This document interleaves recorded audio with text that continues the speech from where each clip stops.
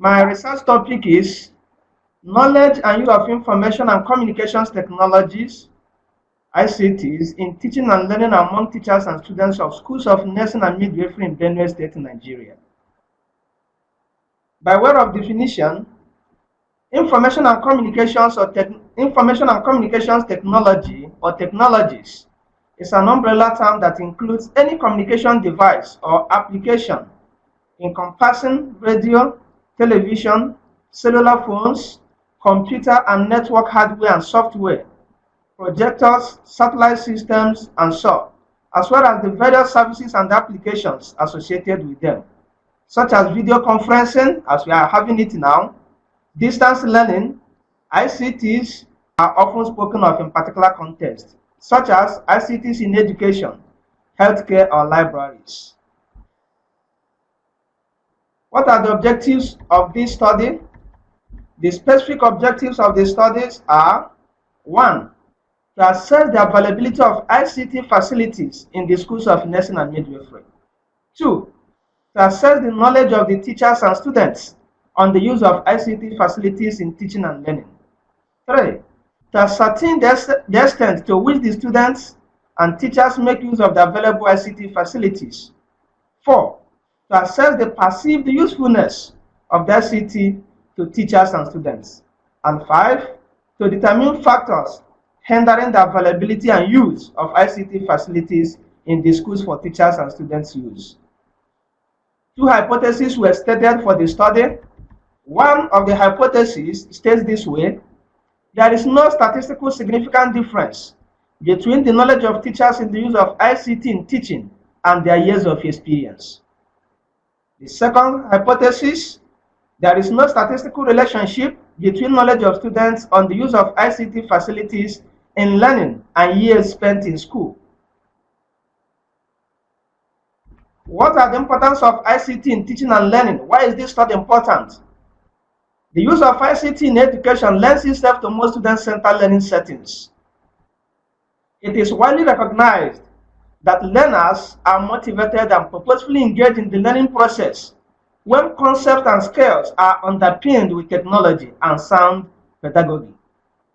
The integration of ICT capabilities in teaching, learning, and assessment can lead to enhanced outcomes for both teachers and students and support the interactive process of teaching, learning, and assessment in schools. The use of ICT in teaching and learning will also develop the knowledge, skill, understanding, attitudes, and behaviors to assist students to live and work successfully in this 21st century. In fact, there are a lot of importance of ICT.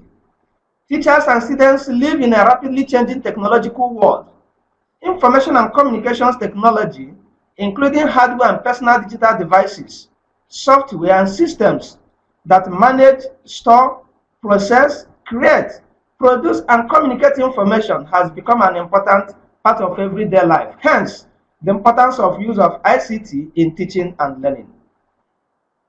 Because of time, I will not run through all the importance of ICT in teaching and learning. In fact, there are so numerous importance of use of ICT in teaching and learning. Let me now go over to statement of problems. Irrespective of all the above stated gains of using ICT in teaching and learning, many studies have demonstrated very low usage of ICT in institutions of learning, where such is being used at all, especially in developing countries like ours, Nigeria. In schools of nursing and midwifery in Benue State, Nigeria, it was observed that many teachers and students were not making use of ICT in teaching and learning, thus hindering the ability to have faster access to recent clinical researches and methods of teaching, which in turn is capable of enhancing evidence-based practice, which is the current clinical acceptance practice. This has prompted the researcher to go into investigation into knowledge and use of ICT in teaching and learning among teachers and students of schools of nursing and midwifery in Benue State, Nigeria. Methodology. The research design. Cross-sectional descriptive research design was used for the study to assess the knowledge and use of ICT in teaching and learning among teachers and students in schools of nursing and midwifery in Benue State, Nigeria. Setting for the study. The study was conducted at the schools of nursing and midwifery in Benue State And Benue State has 2 schools of nursing and 2 schools of midwifery. Both schools has about 1,050 students, that is in both arms, both nursing and midwifery. The methodology continues. The study population. The target population consists of all the students at all levels of the schools and teachers in both schools of nursing and midwifery in Benue State, Nigeria. The total number of students in both schools is about 1,050 students, while the number of teachers in both schools is about 100 teachers handling different courses in the schools. Sample and sampling techniques. A total of 50 teachers and 340 students were conveniently and disproportionately selected from the target population upon their willingness to participate in the study, following detailed explanation of the rationale of the study to them, after using stratified sampling technique to group the students into homogeneous subsets of classes or levels of study. Method of data collection. The data was collected through self-structured and validated questionnaire made up of different sections that were constructed with the aim of eliciting needed information capable of answering the research questions. The questionnaire was made up of both closed and open-ended questions. Method of data analysis. Data was analyzed. The collected data was analyzed using descriptive frequency distribution table, which shows responses of the respondents and analyzed in percentage. While inferential statistics chi-square was used in the analysis of the stated hypothesis. I also want to add here that 0.05 level of significance was used in the testing of the hypothesis. Ethical consideration. Information obtained from subjects was for the research purpose only and was treated as strictly confidential. Hence, the participants were not required to provide their names on the questionnaire. Participation in the study was voluntary after explaining the rationale and procedure of the study to the participants. The results. Availability of ICT facilities in the schools. Because of time, I will prefer to give us the synopsis of each of the results that answers each of the objectives for the study. Availability of ICT facilities in the school. The findings, as you can see on the PowerPoint, shows that there is availability of ICT facilities in the schools, even though not all items needed for proper ICT operation was available. However, the inability of the schools to have their computers not connected to the internet is a thing of concern. Knowledge of teachers and students on the use of ICT in teaching and learning. As we can see, that majority of the participants said they have heard of ICT before, while about 20.6% said they have not heard of ICT before. What is this telling us?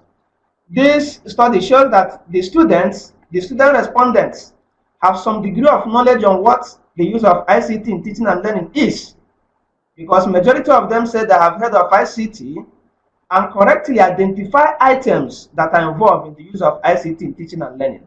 However, such knowledge is highly limited, as most of the respondents are not computer literate, as shown on the results. Then, on the part of the teachers' respondents, the finding shows that the teachers, even though they have heard of ICT and correctly identify items involving the use of ICT in teaching and learning, they do not have an in-depth knowledge of ICT use because majority of them were not computer literate. Extent of use of ICTs by the teachers and students. The findings, as shown on the PowerPoint, tells us that majority of the teachers and students were not permitted to make use of the later available ICTs. In fact, the extent is highly limited. Most of the ICT is not even connected to the internet, so they could not make use of it. Perceived usefulness of ICT by teachers and students. The finding shows that most of the respondents believe that with the application of ICT in teaching and learning, the general quality of teaching and learning will improve both for teachers and students. What are the factors hindering the availability and use of ICT in the schools? Well, the finding shows that hindering factors to the availability and use of ICT in the schools is multifactorial, and much is needed to be done to ensure effective use of ICT facilities in the schools. In fact, all the items that were outlined for them to identify as factors hindering the availability of ICT and its use were all ticked upon, and that tells us that it's a multifactorial factor hindering the availability of ICT use in schools of nursing and midwifery. The chi-square test for students' knowledge on use of ICT. The results of the calculated or the tested hypothesis, we can see on the screen that the calculated chi-square is 922.24, whereas the tabulated value is 16.92.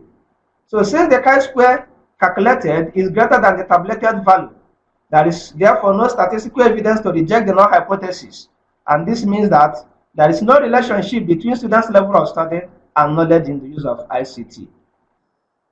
The second hypothesis being tested, the finding shows that the chi-square calculated is greater than the tabulated value, and therefore there is no statistical evidence to reject the null hypothesis. This means that there is no relationship between years of teaching experience and knowledge in the use of ICT. Summary. Based on the findings of the study and statistical analysis, the following conclusions were reached. There is availability of ICT in the schools. However, not all items needed for smooth rolling of ICT were available, and the existing ones are insufficient. The study also shows that both the teachers and the students have some degree of knowledge about ICT, but such knowledge is seriously limited, as most of the teachers and students were not computer literate, which is one of the major criteria for one to effectively make use of ICT facilities. It was also found that most teachers and students were not making use of the available ICTs in the schools, and those who made use of it were inconsistent in their use of the ICT facilities, even though most of them believe that ICT use in teaching and learning is very essential Hello, Mr. Emmanuel. And quality education. Mr. Emmanuel. Yes. You got another 3 more minutes to complete. Yes, I can hear you. Okay. Yeah, right. It's okay. It's okay. Factors hindering the availability and use of ICT facilities in the schools were multifactorial as shown in the study. These findings show the serious need for the leadership of the schools to ensure adequate provision of ICT facilities, as well as ensure that both teachers and students are trained and retrained on the use of the ICT facilities to enhance the quality of teaching and learning in the schools. Conclusion: we know we are living in a constantly evolving digital world. ICT has an impact on nearly every aspect of our lives, from working to socializing, learning to playing. And this calls for important use of ICT, especially in teaching and learning. Recommendations. Following the findings of the study, the researcher hereby recommends the following. 1. Management and leadership of the school should put more effort to ensure provision of adequate ICT facilities for teachers and students' use, as this will enhance the quality of the teaching and learning in the school. 2. Government should make use of ICT facilities in teaching and learning mandatory in all schools, even as there are still schools who cannot afford it to secure adequate ICT facilities for teachers and students' use. You can see some of the major references there as being displayed on the screen. Thank you for listening.